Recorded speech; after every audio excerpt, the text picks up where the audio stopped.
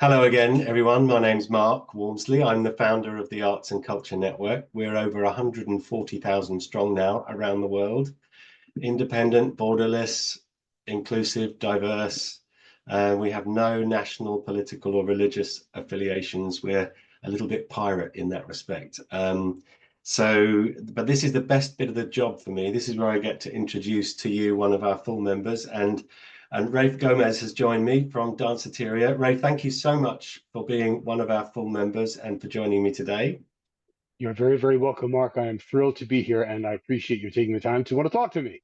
It's brilliant. I'm looking forward to creating your fantasy cultural year in a few moments. But you've been very kind and provided me with some questions that will lead our conversation. So we're going to use those. So this is about Danceteria Rewind on Yep. Twitch. On Twitch. So tell us a little bit about that and how it came about. Sure. During the depth of the pandemic, I came to the realization on a midnight walk around my town where I live that I didn't have any hobbies or passions. I was spending my days doing work and cleaning my apartment and trying not to die, as were many other people.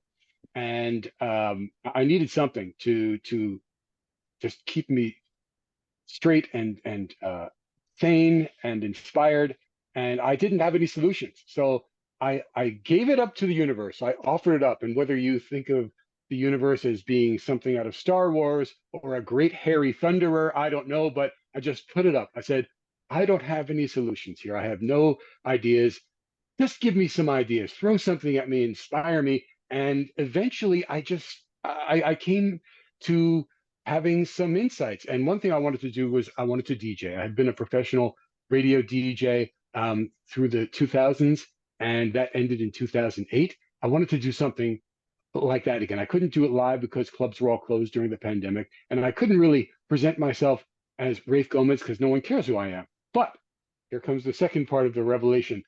When I was a kid living in northern New Jersey, I went to the clubs in Manhattan. It was a very quick ride, and it was a completely different world from the one that I was experiencing.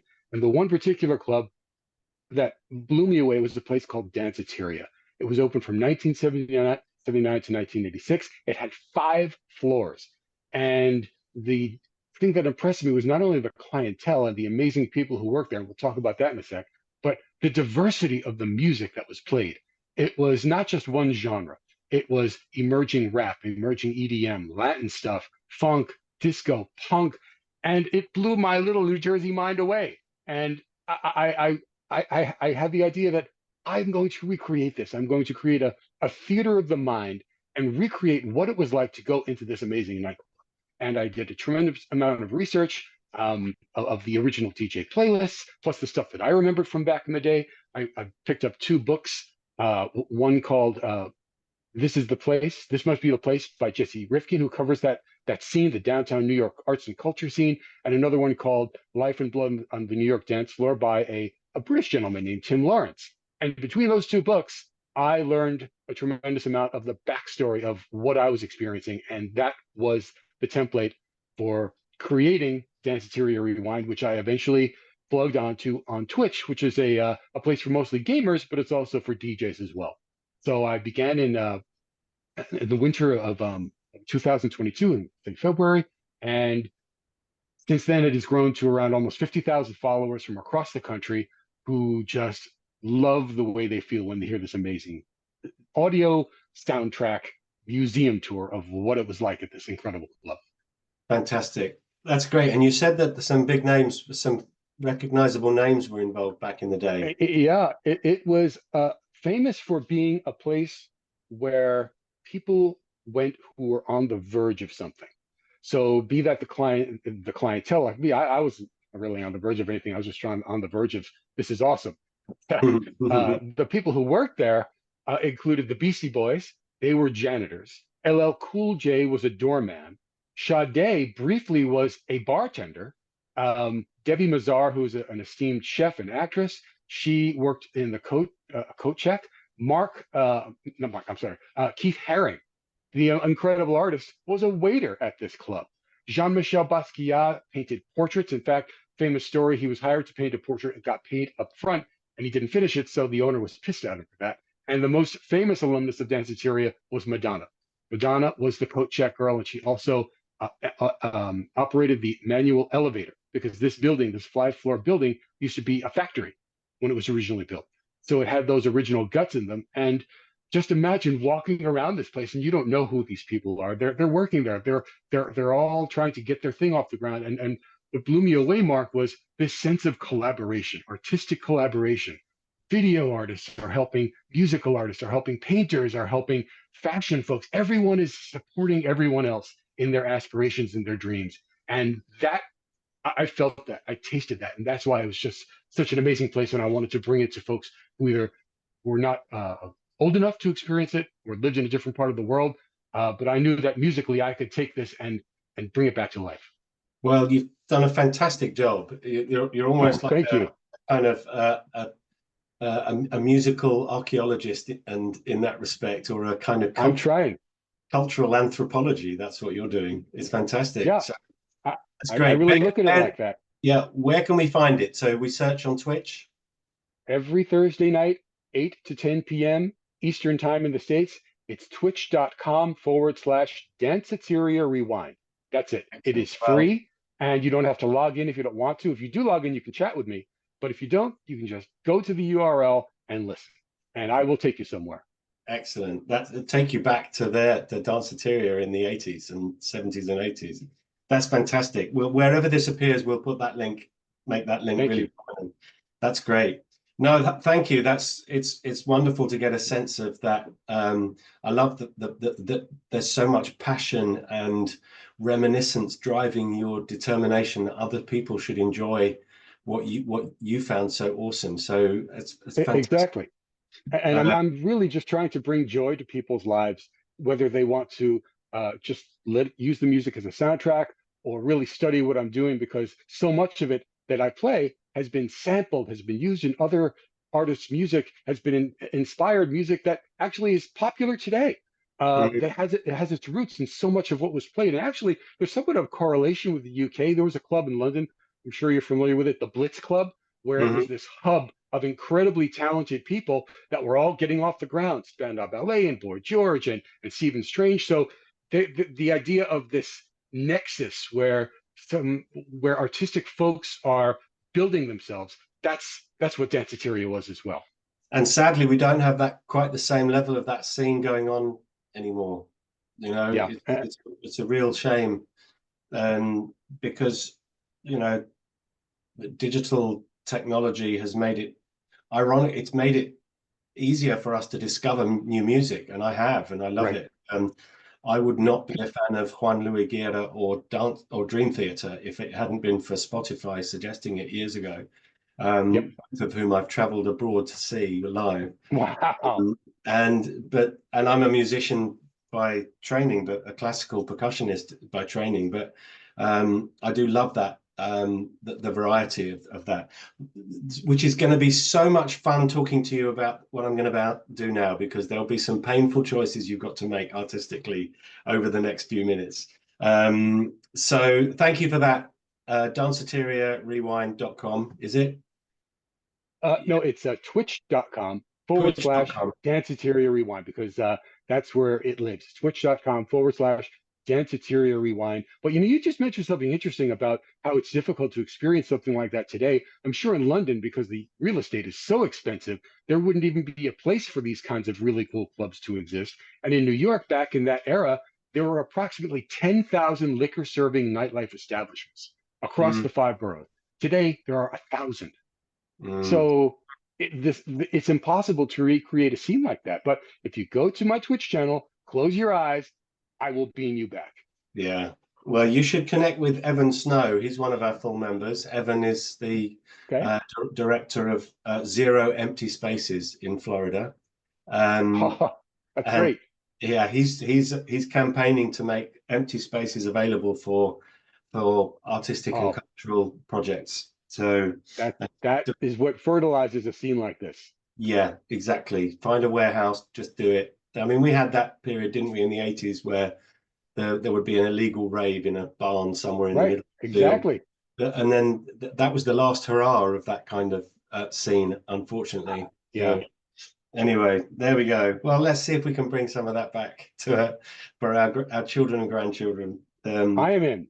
Yeah, right. I'm now going to ask you a few questions to take you on a magical cultural year. Okay. And I need to place you somewhere in the world. So, what's your favorite building, Rafe? Oh, wow. Let's see. Let's say 30 West 21st Street, which is where Danceteria was, but it's now condominiums, which I could never afford to live in. Right, let's have a look if I can find it. Um, would there be some sort of archived imagery from about that time so we can show people? Let me. Outside, yeah, maybe 30 West 21st Street, Danceteria, and then there would be a photo of the building itself with a logo. This is the logo, by the way. Here we go. Logo outside. Right, I'm going to share my screen, and you can tell us which one sums it up where you're going to be. There we go. Yeah, I'd say the corner, top left corner. That looks like it's been enhanced, but Yeah, that was where it was. yeah, excellent. And some of the faces there. I mean, look. Oh, sure. Yep. Yeah, and there was a big UK contingent of bands that got their starts there. The Smiths played their first US gig at Danceteria. Nick Taylor from Duran Duran loved going there. He loved checking out the Yeah, art scene. The Rolling Stones had some album parties there. yeah, And New Order were very, very big fans of Danceteria. In fact, one of the band members got into a great relationship with a woman named Ruth Polsky, who booked all of the bands at the club, and they lived with her in her apartment for a number of months and became incredibly influenced by the Latin sounds of New York City, which they then used to infuse into their music. yeah. So there was So a lot of cross-cultural stuff. it's kind of got that legendary status of is it the Chelsea Hotel as well? That was Nearby.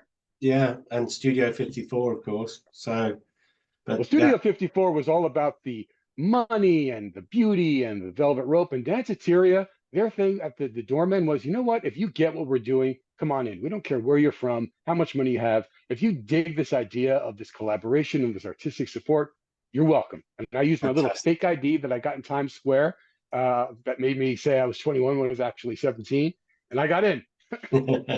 Brilliant. Right, I want you to imagine you're sitting at a sidewalk cafe within sight of Danceteria back in the day. The sun is shining. It's 6 p.m. And there is a book on your table. It can be your favorite book, a book that's been with you all your life, a book that's changed your life, or a recent discovery. What book would I find on the table next to you? A book from that era or a book from now when I've gone back in time? Whatever you want. What were you reading at the time? Whatever I was assigned in high school. So maybe Steppenwolf. That was a great. Loved that book by Herman Hesse. Yeah, Steppenwolf, Herman Hesting, excellent. And next to that is a drink. What will you be drinking? I had lousy taste in drinks, Mark, back then. I just was drinking pure crap and uh, whatever tasted good. So a slow gin fizz, that was a popular one. Slow Okay, gin. It's this gin berry, and it's got the orange juice and club soda. It's just stupid high school drink. Yeah. brilliant. Love it. Now, I want you're sitting there, you're feeling quite pleased with yourself because we're back in the real today now. Okay. Okay. A wealthy New York family foundation who were all over that scene want someone to write a book about that scene. You may already have done so, but they want you to write a book about that scene. But actually, what they'd love to do is to send you to a different city in a different country to find the equivalent of Danceteria all over so you might want to go to Berlin or London or wherever. Sure. So they're going to hire you for a year. It's extremely well paid. Okay, it's first class. Sweet gig, Mark. Sweet gig. Yeah, it's first class all the way. Your personal and professional admin at home is going to be sorted out by a virtual personal assistant. Your family and friends can come and visit. There'll be helicopters, there'll be drivers for you. So all you need to do is to say, yes, please, and I'd like to go to this city. So what city and in what country would you want to try and find other examples of this kind of scene? I think you hit it. I think Berlin, because the roots of electronic music were so powerful there. I'd love to see what the nightclub uh, equivalents were, or the nightclub presentation opportunities for this kind of sound and how it emerged, and also how it became embraced by young people and the population. We're kind of in craft work territory, aren't we, in that respect? Kraftwerk, and there Yeah. were some other wild ones, and then the producers of Donna Summer were deep in electronic music, Giorgio Mm, Moroder. So yeah, there was a lot of cross currents there. yeah, And then Bowie and Brian Eno, when they heard Donna Summer, they said, "This is the future." So they're yeah. just there's a lot electronic go wise. There was a very fertile bed of really talented people there. So yeah, I think Fantastic. Berlin. Berlin. So you're on the plane. You turn left on the plane because you're flying first class. The steward brings you what was it? A gin fizz, slow Slow gin. gin fizz, and I'd send it back. I said, "Hey, wrong era, buddy. Something else." And they hand you a note actually from the Wealthy Family Foundation back in New York. They'd like you to, they wanted to do a bit of an experiment on you while you're doing this. They'd like you to limit your musical listening to one very specific type of music. Now, this is going to be very difficult for you, I can tell. But if you had to listen to a very specific genre of music for 12 months to the exclusion of all else, what would you pick? So this is different from the assignment of writing the book. This is Yeah, a this is different, just a bit of fun. completely. They didn't impose this on you until they knew you were in the air. But it's just really, if you had to limit your musical listening, I would find this very difficult. Most music fans would, but if you had to choose, I mean, sometimes it works nicely if you do it the other way around. What could you not live without for 12 months musically?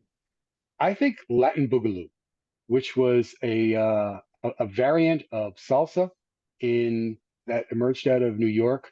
It was young Latino uh, musicians saying, "You know what? We hear Motown, we hear James Brown, we hear all of this stuff that our parents are playing the mambo and other stuff, but we're going to do it our way."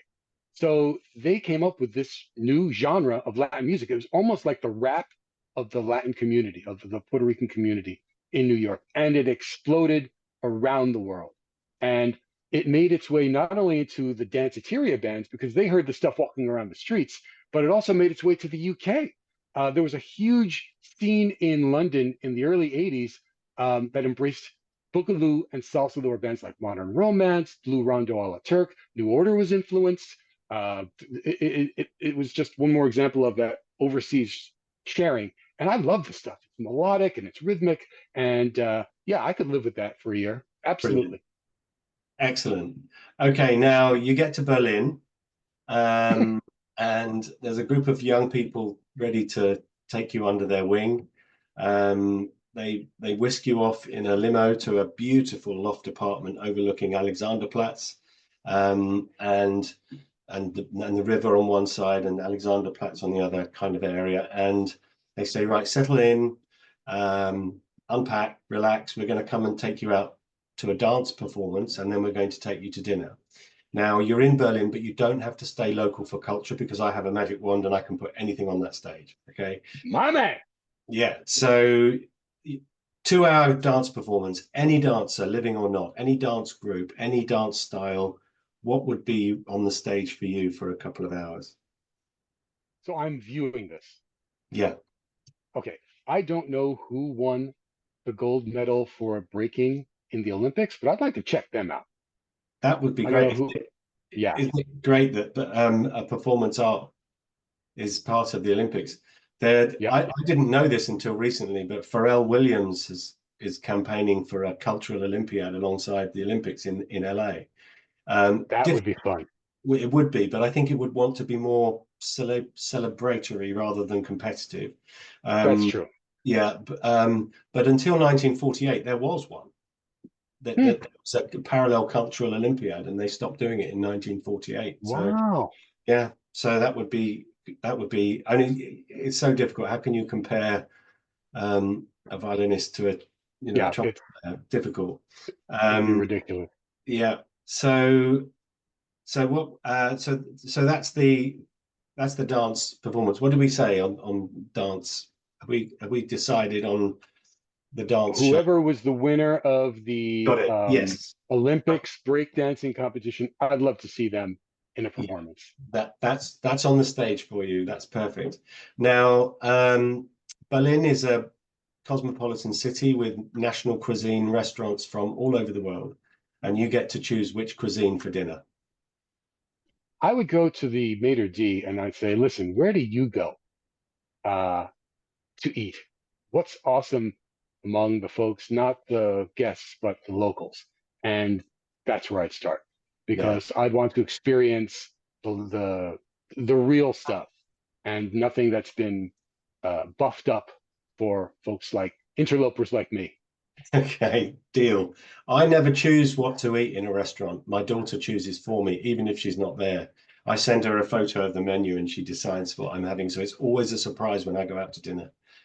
I love it. Does her taste correspond with your taste, or do you order something and go, "My Lord, what did I just do? I can't live with this." She hasn't got it wrong yet, but I don't have a sufficiently adventurous palate in my choosing moment. Okay, I'll take the steak or the easy option, but right. she'll introduce me to something I wouldn't have chosen, and I love it, which is great. Excellent. Great resource there, man.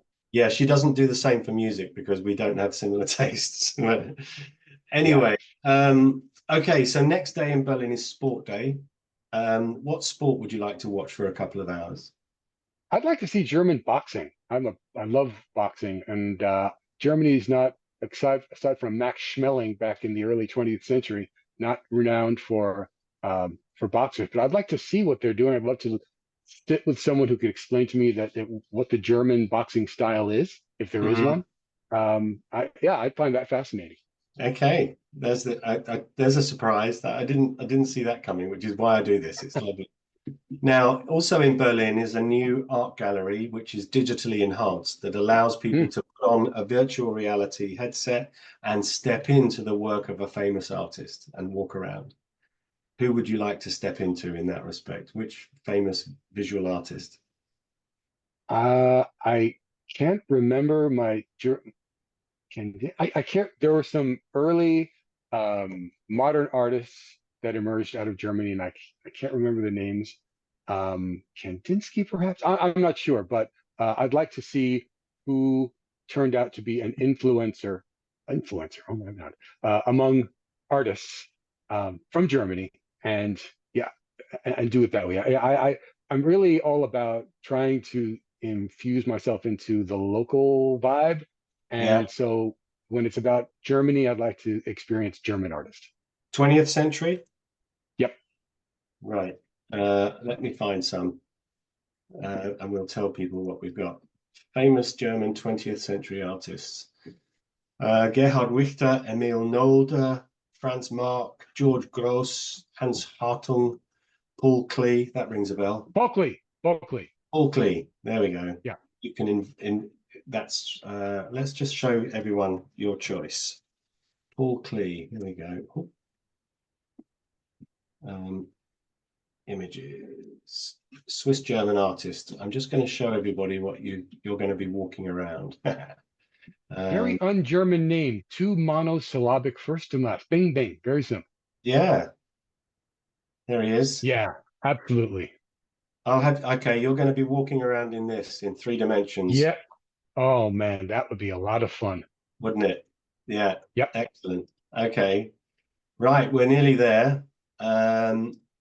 So the next, I've flown out to spend a week with you. Okay, we're going to do something artistic every evening of the week: Monday, Tuesday, Wednesday, Thursday, Friday. Monday night we're going to a pop or rock show together. Tuesday we're going to a theatre play. On Wednesday, we're going to a Broadway or West End musical. We're going to the opera on Thursday, and we're going to the movies on Friday. You get to choose what we see, and it can be absolutely anything. It could be, so for a pop, I've got another question for the pop or rock show, which would be good. A show that you could have gone to but didn't and have regretted it ever since. Who would that be? I almost saw Spandau Ballet in Manhattan, but I got the night wrong. So I went the next night and I had my tickets and I said, my friends and I said, when does the mass? I said, that was last night, man.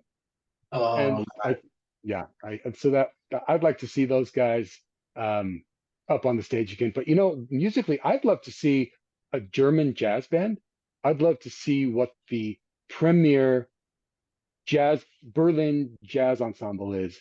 Uh, Again, just getting that local flavor. So I would yeah. be very open to that. My three big misses were Bob Marley in 1975. Oh, I, oh, I nearly persuaded my father to take me to the Rainbow in London for the one that got recorded and became famous. mm, Um, I can recite the opening of Babylon by Bus, the album. mm, mm. That was a big miss. I would like to have seen Genesis Seconds Out tour because the album is just phenomenal. I did see Buddy Rich when I was 9 at Ronnie Scott's. That was good. Oh, Um, I got to meet him as well because the Ronnie Scott didn't want a 9-year-old boy in the audience while he was telling his blue jokes at the mm. interval. Have you heard the cassette tape or the recording of Buddy yelling at his oh, Oh, isn't it great? Get that the beard off. best. Yeah. Yeah, I'm not having any beards in my band. That was great. Made me play a paradiddle on his knee. I was 9, and he said, Wow. if you can play a paradiddle on my knee, you can keep the sticks. So I did. Do you have the Buddy Rich sticks? You Yeah, still I have them? still do. I went back in the 80s when just before he died, he played in the local theatre to us here in Essex in the UK. And I got backstage again and I said, you won't remember this, but back in 1974, it must have been, I came backstage at Ronnie Scott's and he said, and bless him, he said, has your paradiddle got faster? Ah, that So, must have taken the wind out of you, man. Oh oh my God, I yeah, didn't even. gave me another pair of sticks, which was fantastic. The other miss I had was Simon and Garfunkel in the park. I flew into New York a few days before. We had to tour the local area, and we flew back to New York the day after the concert, the free concert in Central Park. That was that 82 or 83, I think. Something like that, yeah. Yeah, that would have been fantastic because I'm a huge Some Steve. good near misses. Yeah, but I'm a huge. I got to meet Steve Gadd as well. That was fun at Ronnie Oh, Scott's. He was that hero, hero. oh, 50 ways. I mean, that's who invents stuff like that, you know. And I love that one of my favorite tracks on the Simon and Garfunkel recording is Late in the Evening. And that's and Steve's got two Yep. sticks in each hand to make it clatter. It's fantastic. I loved it. Yeah, I got to meet him at Ronnie Scott's when he was there a couple of years ago. Anyway, this is not about me, it's about you. When Steve Gadd, have you heard his band Stuff? Steve Gadd. Yeah, yeah, and there's one track as well, Steely Dan. What's it called? Begins with A. Oh, Asia. Asia. Yeah, there Okay. is. Solo. Yeah, the solo, and there's that one. It's the most famous non-note in the world because it's that break that he does. You know that, Yep. and then it's back in again, and then it turns into that kind of samba kind of feel. It's just Yep. amazing. Love it. Absolutely love it. Right. So what did we decide for the pop? Did we decide we were doing Spandau? Yeah. Yeah. Let's see Spandau. Yeah. What about a theatre play?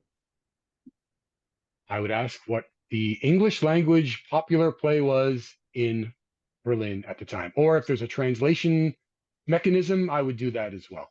Perfect. Did we do a Broadway musical yet or a West End musical? We can have it shipped over for us. What would you like? Okay. Whatever's popular, whatever's the one that everybody's buzzing about. I think they'd like Hamilton, wouldn't they? I should think over there. They get it. Are you an opera Yeah. buff? Rafe? I am not an opera buff, except for Madame Butterfly by Malcolm McLaren. That's the only that's the closest to opera that I have. That's what we're doing. But what about a movie for Friday evening? Well, it's not German, but I'd like to see The Seventh Seal. That would be fun. Okay, we're there. Right, we're nearly there. Last day, I'm calling it Hero Day or Heroine Day. You get to invite any single person to have lunch with you. It can be anyone, living or not, famous or otherwise. Who would you like to have a nice leisurely lunch with? Christopher Guest. Christopher Guest. Christopher Tell Guest, the Christopher guy Guest. in Spinal Tap, and he's a documentary director. Oh That yeah, is who I would love to hang with. I used yeah. to listen to him early, his early work with the National Lampoon Radio Hour, and also he played a cop who was in the final scenes of Death Wish. That was Mm, an early role of his. So yeah. Christopher Guest, I would like to hang with him. Christopher Guest turned up to 11. Yeah, yeah. That's it. Now, trick question. Who do you think he would want to have dinner with you? Uh, Maybe somebody from the Trogs, because so many of the gags in Spinal Tap were pulled from the Trogs tapes. Yeah, Those guys just being imbeciles in the studio. yeah. Was that the cowbell one?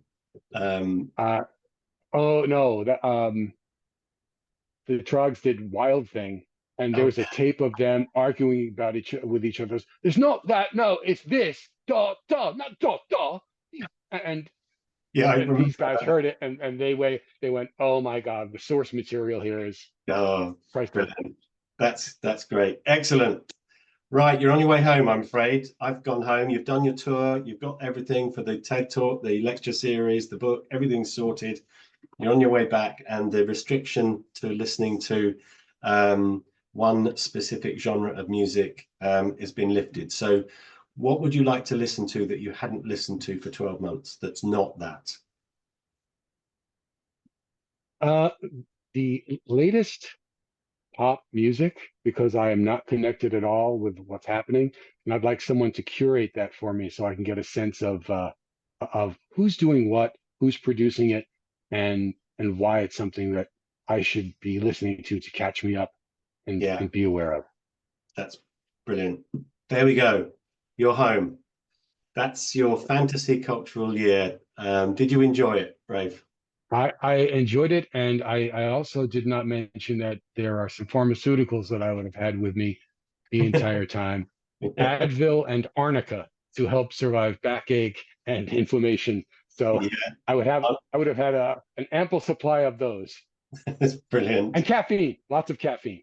Lots of caffeine. Listen, thank you so much again for being one of our full members. You make it work because we're entirely member funded. So thank you again for that. Please don't rush off, but for the time being, thank you so much for joining me to do this.